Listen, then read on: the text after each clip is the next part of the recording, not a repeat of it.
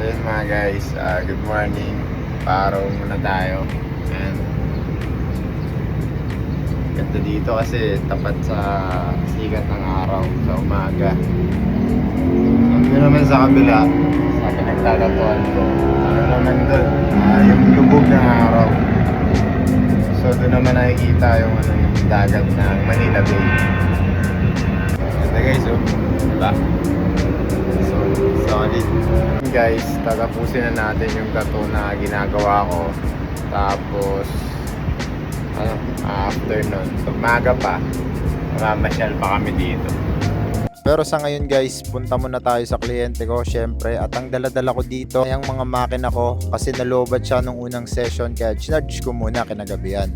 So napakalapit lang naman ito guys sa unit na inarkila namin. Magkatabing building lang kaya napakabilis ko talagang makakarating sa client ko. Guys, dito na tayo. Natutol na naman ulit. So kagandahan pagka home service tayo tapos nagkakailan na tayo ng room dito. Hindi ka na makakasel bumiyahe. So dire-diretso agad yung session. At dito inumpisan ko na kagad yung tattoo ni ma'am. Inuna ko pala yung nasa bicep niya tsaka sa tricep kasi yun yung pinakamahirap na pwesto sa lahat. Ang kaso lang guys, hindi ko siya nakuha ng video. Kaya dito na lang tayo sa Darumadal. Kwento ko na lang kung ano yung nilagay kong design doon. Ang nilagay ko po doon ay wave at saka cherry blossom na mga petal at isang malaking lotus. Nilagyan natin ng lotus doon guys kasi meron din lotus dito sa may harap, sa may koi fish. Pinares natin doon. Tapos yung datingan, parehas din. More on negative space tapos may konting lining lang na malabo. Pero yung pinaka foundation ng lining ng lotus, syempre solid yun. Para pagka gumaling, malinaw na malinaw pa rin. Tapos kung mapapansin nyo pala dito guys, walang kulay yung mga cherry blossom ni ma'am.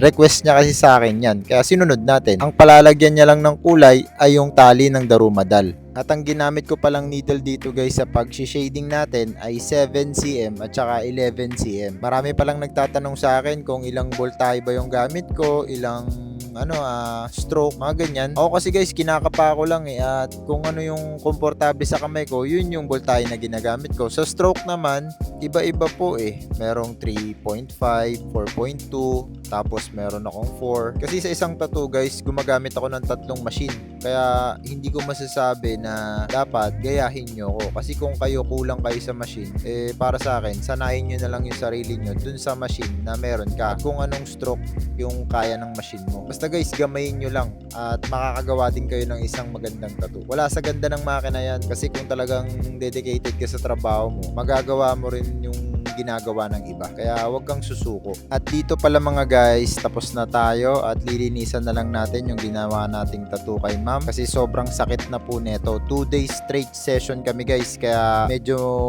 matindi yung pinagdadaanan ng kliyente natin. Hindi biro yung ganito guys ha. Masakit po talaga to. Kaya kung mahina kayo sa pain, huwag nyong gagayahin to si ma'am. At ito na pala guys yung resulta ng ginawa kong tattoo. Sana nagustuhan nyo po yung video na to at unang-una po sa lahat gusto kong pasalamat sa client ko. Thank you po sa malaking tiwala at sa lahat ng nanood ng video na to, maraming salamat po. Sana po suportahan nyo yung Facebook page ko. Huwag nyo kalimutan i-like at i-follow kasi marami pa po akong i-upload na tattoo videos. Kaya hanggang dito na lang muna guys. Sa susunod ulit. Maraming salamat.